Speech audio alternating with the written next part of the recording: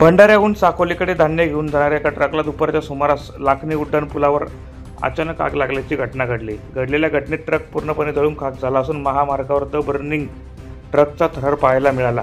चालकाने प्रसंगावधान दाखवत वाहनातून उडी मारल्याने चालक बचावला आहे. या आगीत ट्रकसह लाखो रुपयांचे नुकसान झाले आहे. अग्निशामक दलाच्या अथक प्रयत्नातून आग विझवण्यात आली.